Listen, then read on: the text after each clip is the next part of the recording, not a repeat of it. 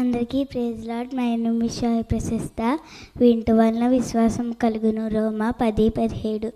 శబదేశ ప్రాణి జ్ఞాని అయిన సొలొమోన్ రాజు గారి మాటలు వినడానికి యెరూషలేము చేరుకుంది. జ్ఞాని అయిన సొలొమోన్ రాజు గారి మాటలు విన్నాక అతని ప్రయాసంతా మర్చిపోయింది. జ్ఞాని అయిన సొలొమోన్ రాజు గారి కంటే గొప్పవాడు మన మధ్యన ఉన్నాడు. కాబట్టి మనం అందరము యేసయ్య మాటలు శ్రద్ధగా వినాలి. Thank you all. అందరికీ praise lord. My name is Sahiti. వినటం వల్ల విశ్వాసం కలుగును. రోమా 10:17. 12 సంవత్సరాల నుండి రక్తస్రావం అనే రోగముతో బాధపడుతున్న స్త్రీ ఎంతోమంది వైద్యుల దగ్గరకు వెళ్ళినా తనకు కలిగినంత ఖర్చు చేసిన స్వస్థత పొందలేదు. యేసయ్య గొప్పవాడని, అద్భుతాలు చేయవాడని విని విశ్వాసంతో వస్త్రపు చెంగుని తాకగా స్వస్థత పొందింది. ఇక్కడ ఉన్న వారిలో, దూరం నుంచి వింటున్న వారిలో కూడా ఆయన అద్భుతాలు చేయగలడు. కాబట్టి మనమందరం యేసయ్య మాటలు శ్రద్ధగా విందాం. Thank you.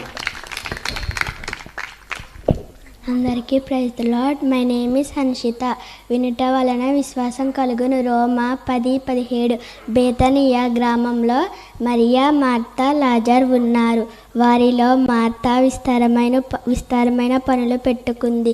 కానీ మరియా యేసయ్య పాదాల దగ్గర కూర్చొని ఆయన మాటలు విన్నది. మనమందరం యేసయ్య మాటలు శ్రద్ధగా విన్నాము. Thank you all.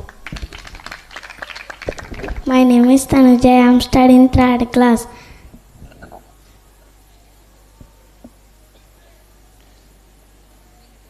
ఇంతవలన విశ్వాసం కలుగును. రామపత్రిక 10:17. రాహేబు అనే వేశ్య దేవుని మాట విన్నది.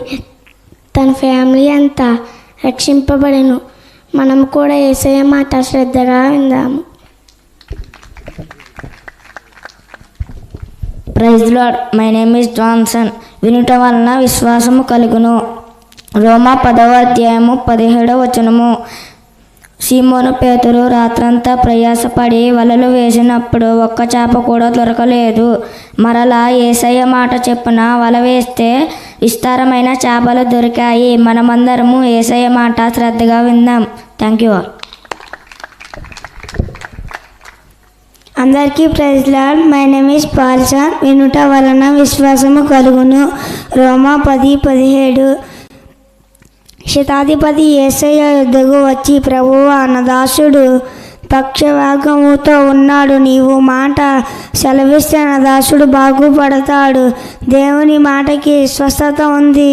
మనమందరం దేవుని మాట శ్రద్ధగా ఉందాం. Thank you all. మంచిదండి. 3 రోజులు చెప్పాల్సిన వాళ్ళందరూ ఈరోజే వచ్చారు. వాళ్ళ కాన్సెప్ట్ ఎంతమంది చెప్పినా ఒకటే మాట, వినుట వలన విశ్వాసం కలుగుతుంది. ఆమేన్.